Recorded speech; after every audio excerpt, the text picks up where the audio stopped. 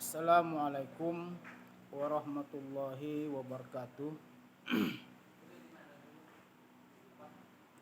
Kepada anak-anak kami, khususnya di kelas 8, itu materi sudah kami berikan kemarin tentang ketentuan rezeki dari Allah Subhanahu wa taala. Itu pokok bahasannya, landasan sebagai firman Allahnya dalam Al-Quran ada dua surah. Pertama surah Al-Quraisy, yang kedua surah Al-Insyirah. Itu sebagai landasan menjelaskan pembahasan kita tentang ketentuan rezeki. Kalau dilihat dari kata rezeki, itu mengandung arti kehidupan. Artinya segala sesuatu yang bermanfaat atau segala sesuatu yang ada faedahnya bagi makhluk.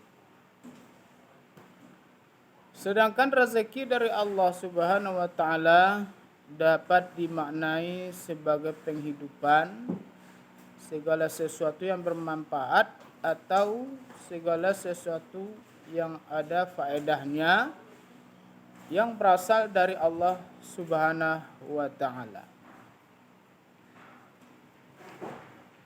Di dalam Al-Quran juga Allah berfirman, Bismillahirrahmanirrahim, Allahul ladzi khalaqakum summa razaqakum summa yumitukum summa yuhyikum hal min syurakaikum man yaf'alu min zalikum min syai' subhanahu wa ta'ala amma yusyrikun. Itu bisa dilihat di dalam surah Ar-Rum ayat 30. Sebagai maknanya, Allah yang menciptakan kamu, kemudian memberimu rezeki, lalu mematikanmu, kemudian menghidupkanmu kembali. Adakah di antara yang kamu sekutukan dengan Allah itu yang dapat berbuat sesuatu yang demikian itu? Maha suci Dia dan maha tinggi dari apa yang mereka sekutukan. Kalau kita lihat dari ayat tadi, makna rezeki adalah penghidupan, atau boleh juga disingkat dengan segala nikmat yang diberikan Allah Subhanahu wa taala.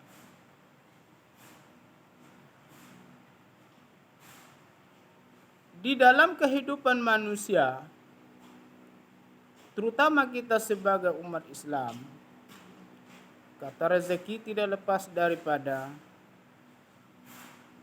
hukum-hukum syariat. Artinya bagaimana cara mendapatkan rezeki?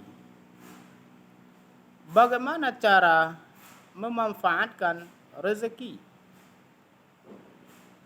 Karena banyak orang sekarang mencari rezeki tidak peduli tentang rezeki atau nikmat yang ia dapatkan. Rasulullah SAW sudah mengingatkan, yang berasal dari Abi Hurairah, anna Rasulullah sallallahu alaihi wasallam qala ayatiyanna 'alan nasi zamanul la yubalil mar'u bima akhazal mal am min halalin am min haramin. Hadis ini diriwayatkan oleh Bukhari. Dari Abu Hurairah, Rasulullah SAW bersabda, pasti akan datang pada manusia suatu zaman di mana orang-orang tidak peduli lagi dengan apa yang dia mengambil harta, apakah dari yang halal atau dari yang haram. Inilah fenomena pada zaman sekarang ini.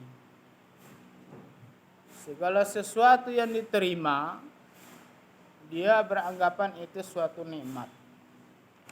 Tapi dia tidak menanyakan, bahkan dia tidak peduli dari mana mendapatkan rezeki tersebut.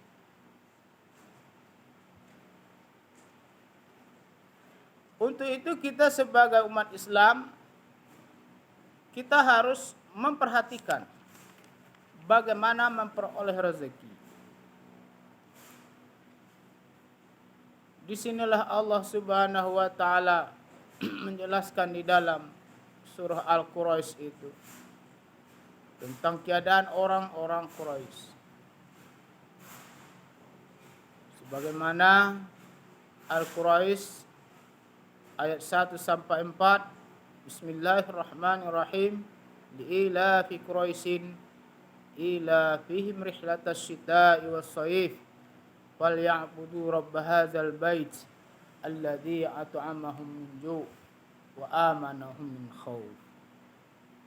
Karena kebiasaan orang-orang Quraisy, yaitu kebiasaan mereka bepergian pada musim dingin dan musim panas, maka hendaklah mereka menyembah Rabb atau pemilik rumah ini, Ka'bah, yang telah memberikan makanan kepada mereka untuk menghilangkan lapar dan mengamankan mereka dari ketakutan.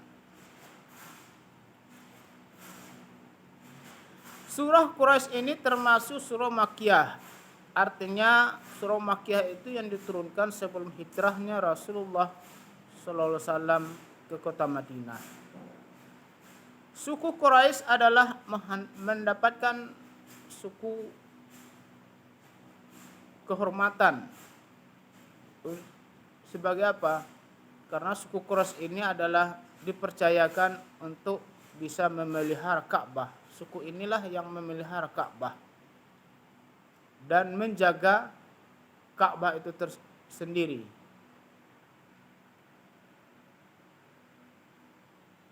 Suku Quraisy ini menjelaskan bahwa sejak dahulu cara penghidupan mereka adalah pedagang. Mengapa pedagang tidak petani? Karena dilihat dari situasi alam, kondisi alam yang tidak memungkinkan untuk pertanian. Karena keadaan alam itu adalah sebagai gurun, gurun pasir. Makanya mereka membuat produk-produk untuk dijual ke daerah-daerah lain. Itu ada 2 musim. Pedagang-pedagang Quraisy itu jangkauannya sangat luas. Di sebelah utara itu di negeri Sam, disebut dengan sekarang adalah Suriah, yang merupakan pintu perniagaan dari Laut Tengah menuju ke negeri barat. Sedangkan bagian selatan di negeri Yaman yang merupakan pintu perniagaan dari Timur Tengah, dari timur hingga Hindia dan Tiongkok.